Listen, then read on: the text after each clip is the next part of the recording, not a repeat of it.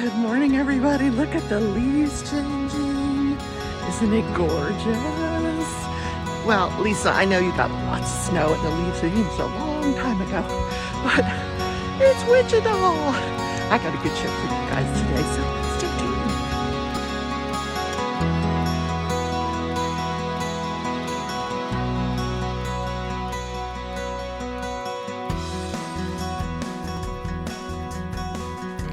Hi, good morning, and welcome to another edition of Crafting and Crime Daily, the show where I cover live trials. I am Crafting Journey, aka Rebecca, also known as That Journey Chick on Instagram. And if you follow me on my other YouTube channel, The Leftovers, there you go.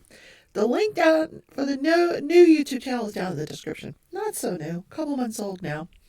I'm up to 266 subscribers. Woo-hoo. I know that's not a lot, but for 2 months, I think that's pretty good.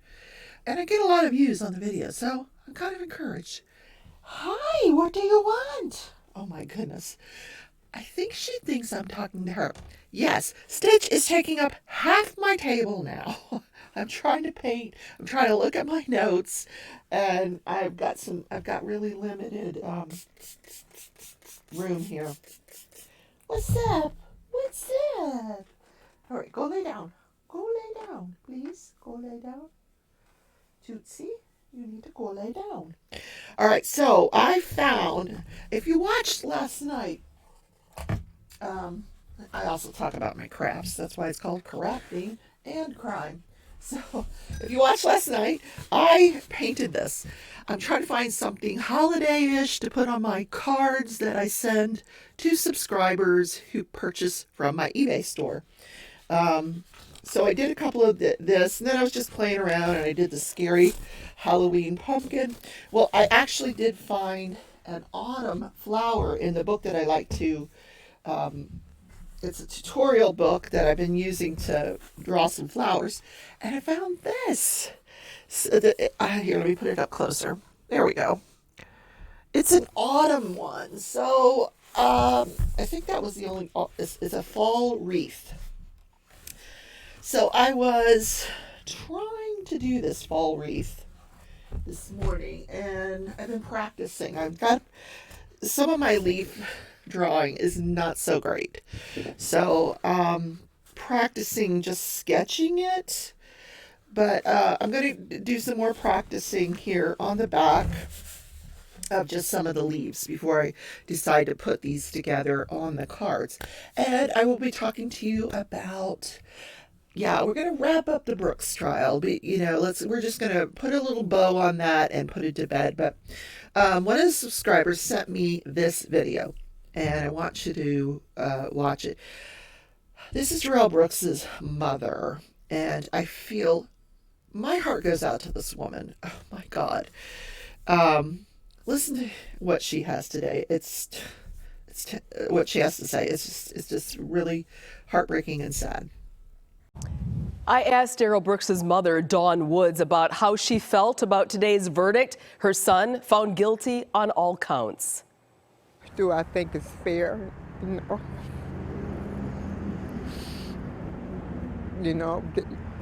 know why they couldn't go into concurrent sessions instead of just, he would not live 6 life sentences. What do you think he should have gotten? I don't know what they just say he deliberately killed those people. He did not deliberately kill those people. It hurts more than anything. What do you think he's thinking? Have you talked to him? I did, but I won't share. Okay. Did you talk to him yesterday? No, he called me today after he got out of court. We talked briefly. We also discussed how she plans to move forward now that she'll only see her son behind bars. Hopefully this will bring awareness to mental illness via our senators and our governors and elected officials, court, police. Very little help is done for individuals who are incarcerated with mental illness. How do you feel right now? Right now, I just want to curl up and die. That's how I feel right now. I just want to go somewhere. Just curl up. But I can't. As long as my child is alive, I have to stay alive. And I asked, will she be at her son's sentencing? And she said, no, it's just too difficult to watch. She wasn't watching today. You said she heard from a friend. I know she's in a great deal of pain. She also posted bail for him to let him be out on the streets that day. What are her thoughts on that? I've talked to her before, and she said she did feel guilty. She feels a lot of remorse about that. She didn't know the circumstances that led up to it. But certainly, this is a woman who's grieving, and I think wishes she could take some of her actions back. Mary, thank you. Yeah. She just wants to curl up and die. Yeah. And she's not going to be at the sentencing. I think he thinks she is going to be at the sentencing. So that should be interesting how that goes down. Yeah. Wow. Right? Wow. Just wow. Trying to get the right color here. So they had a press conference yesterday after the prosecution held a press conference, and the family members were there, some of the deceased. Yeah, it was a little heartbreaking, I gotta say.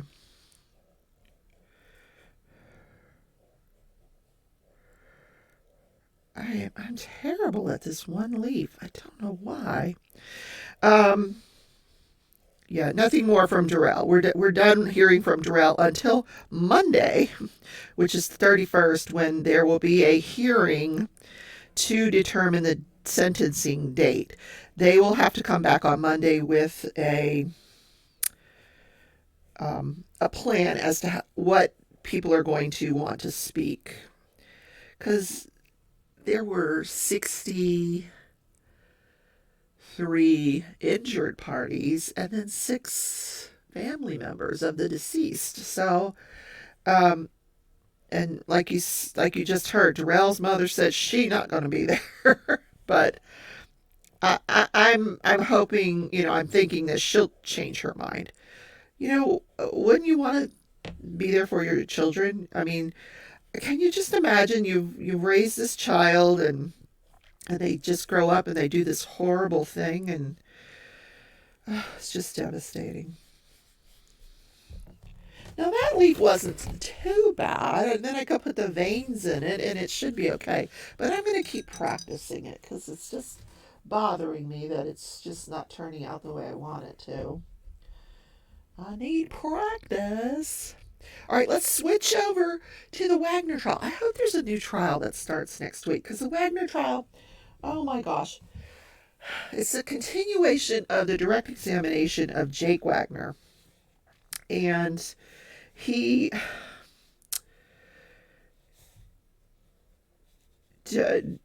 during his testimony,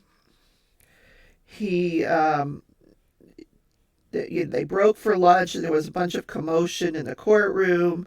And that come to find out, the 4th District Court of Appeals had made a ruling that this judge could not block the media from filming witnesses, that if witnesses wanted to opt out, there would have to be a hearing where the judge would have to determine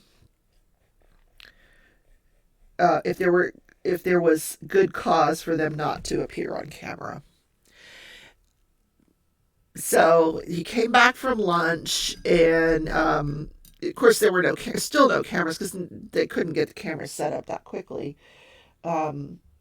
So he said that they would start early the next morning with testimony, where he would begin with speaking to Jake about his reasoning for not appearing on camera. And then he would make a ruling.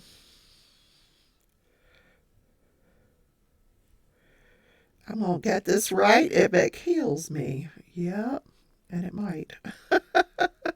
Oh, I think I did a good one here.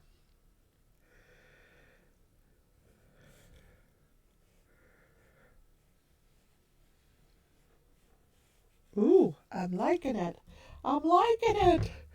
Not loving it, but I'm liking it. So the testimony of Jake continued. So after the murders, well, when we left off, he had just talked about killing Kenneth Roden. So the reason that they felt like it was necessary, well, why Billy felt like it was necessary, the father, to kill Kenneth was because he would retaliate for the murders of the rest of the family. So they needed to kill him, according to Billy the father. So they accomplished that, and then they returned to their farm. Now, they were just in the process of building this new barn. And I wonder if a different brush might be better. I don't know. I don't know. I've got so many brushes here. Let me try this one. So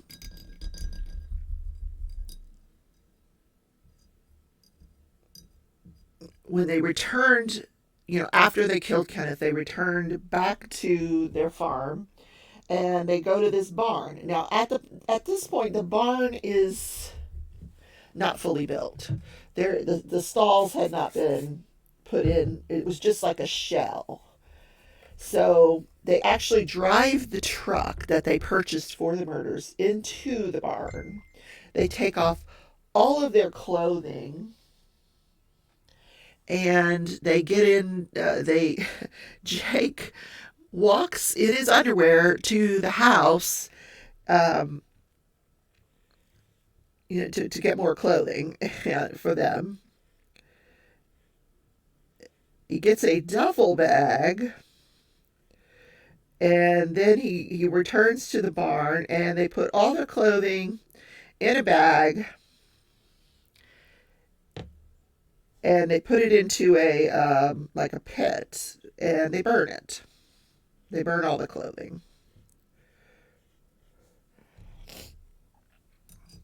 Then they take the weapons, and he takes a metal grinder, and he grinds the serial numbers off and just grinds them up as much as he possibly can. And then he puts them in the duffel bag, and they bury them in the barn. Now, as you recall, the police did not dig up this barn because it was fresh concrete, and they would have had to tear the whole barn down, and they didn't want to have to rebuild it. But if they had dug up the barn, they would have found the murder weapons. But the serial numbers would have all been off of them, and, crazy. I'm losing sight of what this leaf should look like. I think I'm just overthinking it, I just need to paint it and not think about it, right?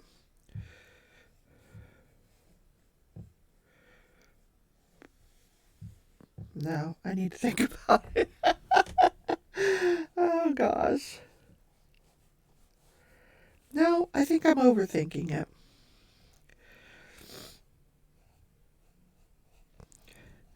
Or maybe I need to see someone else painting it. I think it's going to be fine either way. I think I'm just overthinking. I think once I put it on the card, it'll be just fine. I know I'm flight of ideas this morning. Yes, I am all over the place.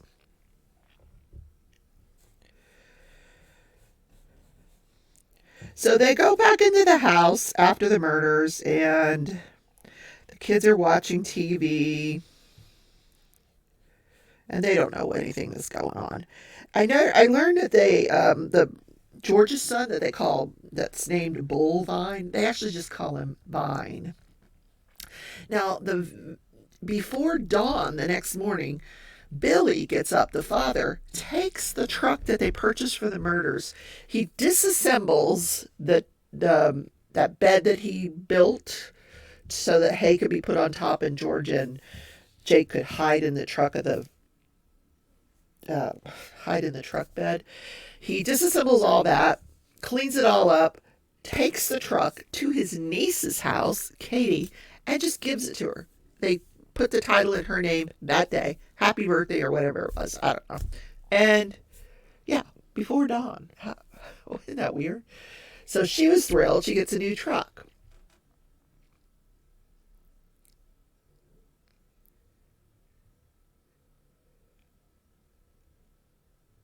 I'm just reading my notes.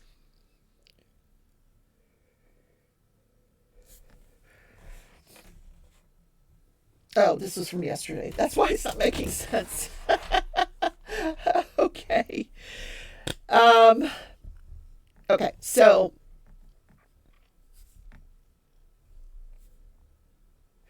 he was supposed to return Sophia to her mother that afternoon because he had picked her up the day before, and he was only, he's only supposed to have her for 24 hours. He picks her up the day before, he's supposed to return her to her mother. Well, he, Angela pointed out to them, this is all over the news, and they were listening to the news.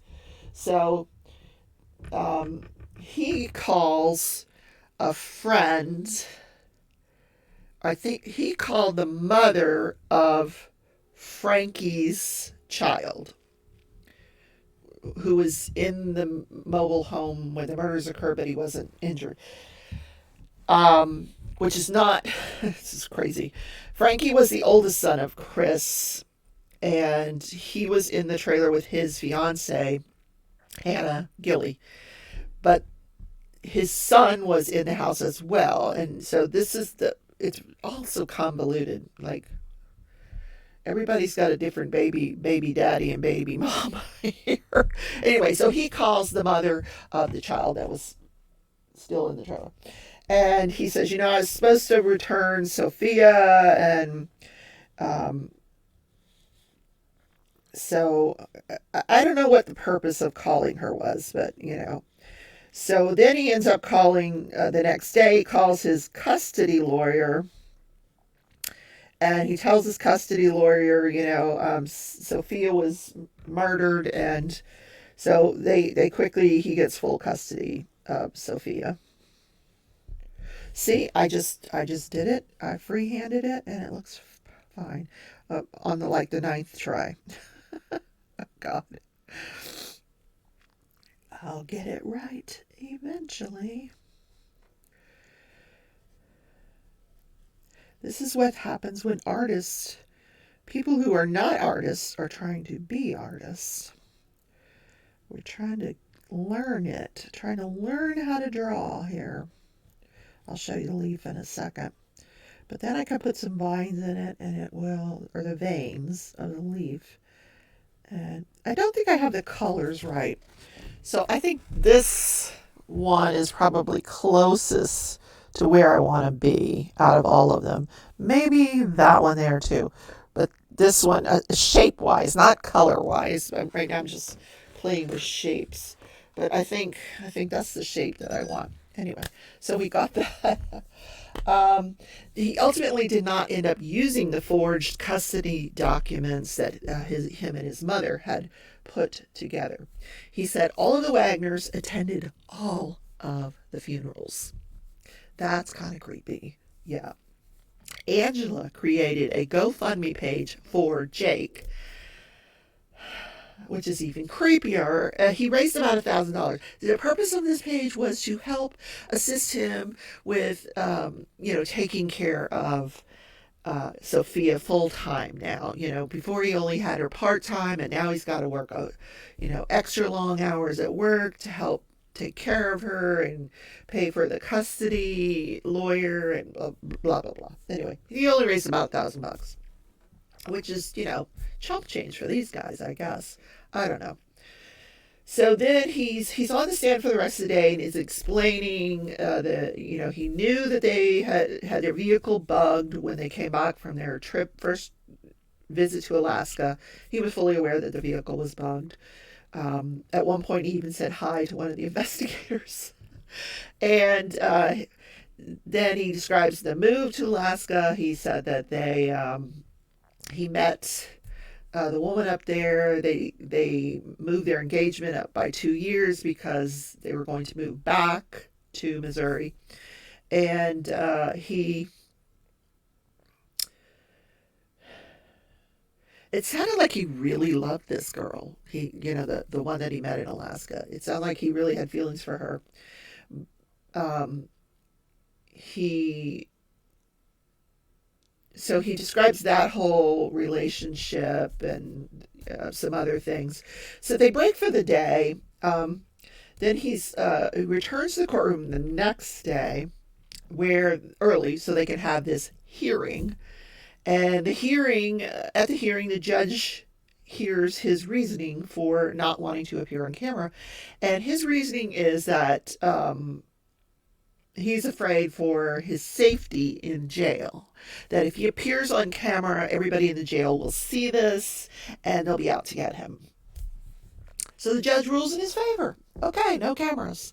And then later on that day, the Fourth District Court of Appeals issues another ruling reversing their prior ruling, saying, nope, if people want to opt out, they can opt out. What is going on in the Fourth District Court of Appeals? Like, how do you make a decision one day and then reverse it the next day? Like, that makes no sense. Anyway, he's not appearing on camera, folks. So, I still have to cover the cross-examination of Jake Wagner.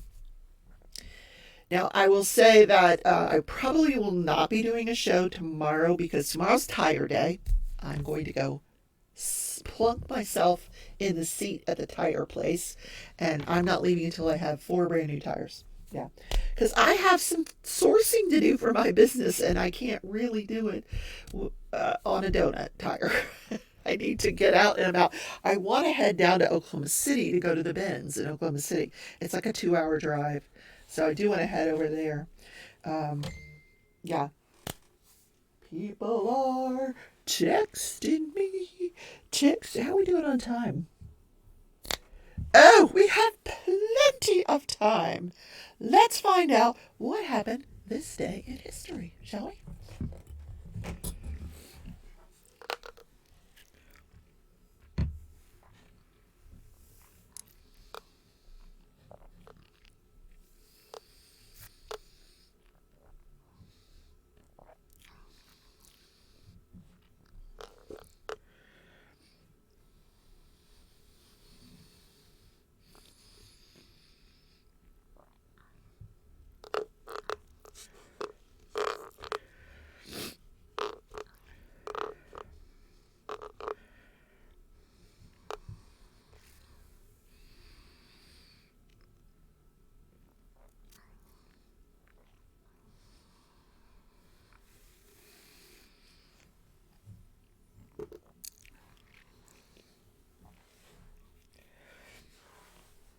So, on this day in history, in 1994, the U.S. population inside of prisons, and this kind of goes hand in hand with the Darrel Brooks case, who will spend the rest of his life in prison. I didn't tell you guys, but if he is subject to, and he probably will get, 6 consecutive life sentences, followed by 859 years in jail.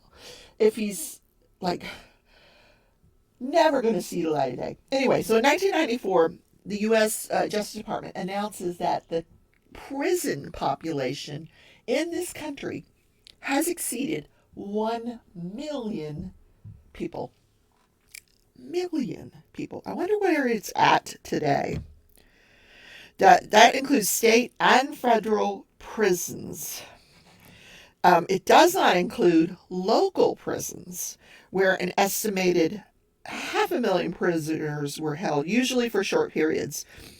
Now, what that means is a lot of people are held locally.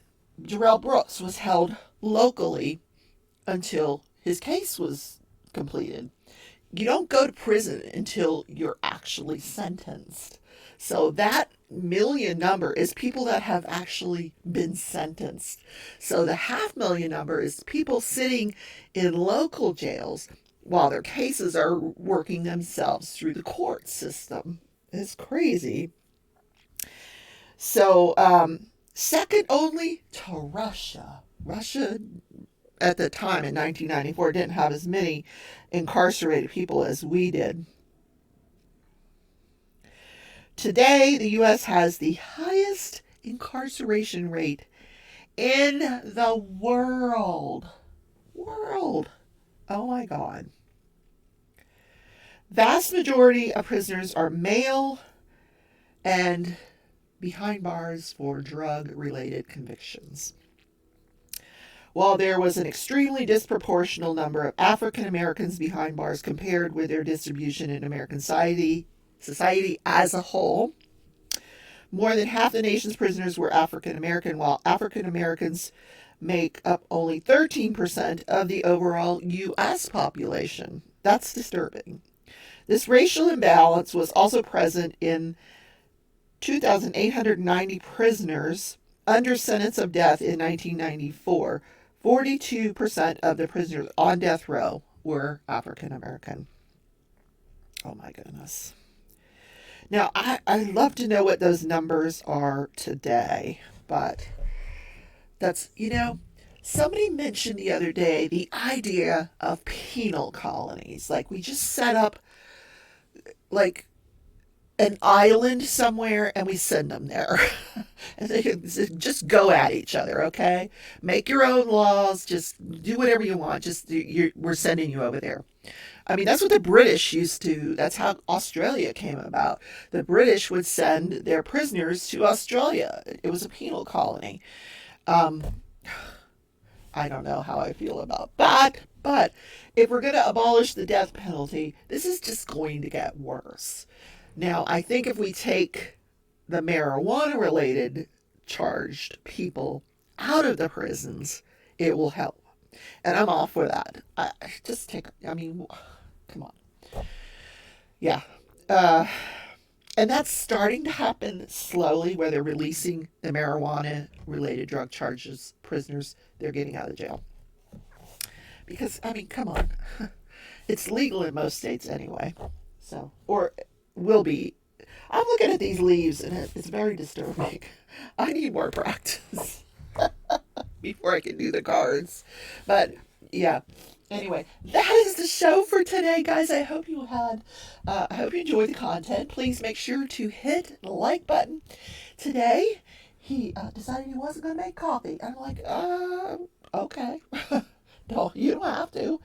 And but yeah, make sure you hit that like button. It does help the algorithm. It helps other people to find my videos, because YouTube will show my videos more often. Push them out. Look at my little oh, he's so cute. If you enjoy the content, please consider subscribing, and don't forget the notification bell so you don't miss a single episode of Crafting and Crime Daily. Now, like I said, tomorrow there will be no episode. Hopefully there'll be a new trial on Monday. Yay. We'll see. I don't know. Yeah. So if not, I'll find some content to bring you. Maybe I'll update you on the Murdaugh family murder saga. I haven't gone there in a long time. I need to go there, don't you think? Okay. Have a wonderful day. I will be streaming Disney's Dreamlight Valley tonight at 6:30 p.m. I will be live on Sunday at 11 a.m. and I'll be back on Monday for Crafting and Crime Daily. Take care, everybody. Bye.